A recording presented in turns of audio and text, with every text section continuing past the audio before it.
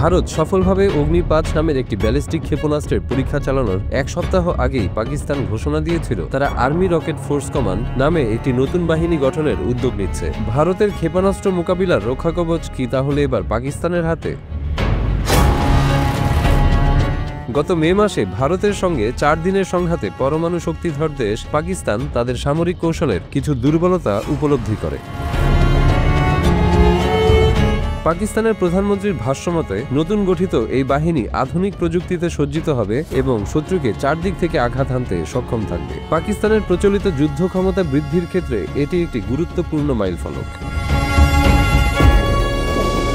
পাকিস্তানের সরকারি এক বিবৃতিতে জানানো হয়, নতুন গঠিত এই কমান্ড মূলত প্রচলিত ক্ষেত্রে ক্ষেপণাস্ত্র ব্যবস্থাপনা ও মোতায়েনের তত্ত্বাবধান করবে। প্রতিরক্ষা বিশ্লেষক তালাত মাসুদ মনে করেন, ভারত পাকিস্তান সংঘাতের প্রেক্ষাপটে পাকিস্তানের সামরিক সক্ষমতা আরও জোরদার করার ধারাবাহিক প্রক্রিয়ার অংশ হিসাবেই এই সিদ্ধান্ত নেওয়া হয়েছে।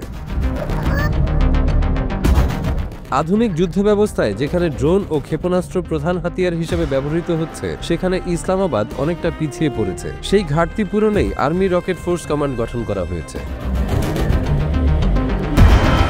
ARFC মূলত স্বল্প ও মাঝারি পাল্লার প্রচলিত ক্ষেপণাস্ত্র নিয়ন্ত্রণ করবে। ARFCর হাতে বর্তমানে ফাতেহ 1 ও ফাতেহ 2 রকেট রয়েছে। মে মাসের সংঘাতে এগুলো ব্যবহারও করা হয়েছিল। এর পাশাপাশি হাতফ 1 ও আবদালি ক্ষেপণাস্ত্রও রয়েছে। এগুলোর পাল্লা 500 কিলোমিটারের কম।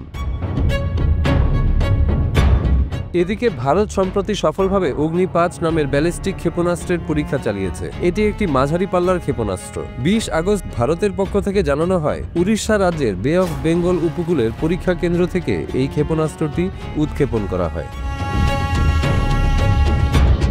অগ্নি-5 ক্ষেপণাস্ত্রটির দৈর্ঘ্য 17.5 মিটার এবং ওজন প্রায় 50,000 কেজি। এটি 1000 কেজির বেশি পারমাণবিক বা প্রচলিত ওয়ারহেড বহন করতে সক্ষম। এটি 5000 কিলোমিটারের বেশি দূরত্বের লক্ষ্যবস্তুতে আঘাত হানতে পারে এবং এটি ঘন্টায় প্রায় 30,000 কিলোমিটার বেগে ছুটতে পারে, যা একে বিশ্বের দ্রুততম ব্যালিস্টিক ক্ষেপণাস্ত্রগুলোর কাতারে নিয়ে গেছে। তবে বিশেষজ্ঞরা মনে করছেন, ভারতের এই সর্বশেষ ক্ষেপণাস্ত্র পরীক্ষা মূলত পাকিস্তানকে নয়, বরং চীনকে লক্ষ্য করে পরিচালিত। যদিও যুক্তরাষ্ট্রের শুল্ক নীতি ঘোষণার পর ভারত আবার চীনের সঙ্গে সম্পর্ক উষ্ণ করার চেষ্টা করছে। তথাপি সামরিক দিক থেকে ভারত এখনও চীনকেই সবচেয়ে বড় হুমকি হিসেবে বিবেচনা করে। অগ্নি-5 ক্ষেপণাস্ত্রের পরিসরের মধ্যে এশিয়ার অধিকাংশ অঞ্চল এবং চীনের উত্তরাঞ্চল ছাড়াও ইউরোপের কিছু অংশও পড়ে। 2012 সালের পর এটি ভারতের 10ম পরীক্ষা এবং 2024 সালের মার্চের পর প্রথম। এই পরীক্ষাটি এমন এক সময়ে হয়েছে যখন ভারতের প্রধানমন্ত্রী Narendra Modi Shanghai cooperation organisation SCO এর সম্মেলনে যোগ দিতে চীন সফরে যাচ্ছেন। দীর্ঘদিনের সীমান্ত বিরোধের পর কিছুটা সম্পর্ক উন্নয়নের আভাস মিললেও বাস্তবতা হলো দুই দেশের মধ্যে সম্পর্ক এখনো জটিল ও উত্তেজনাপূর্ণ।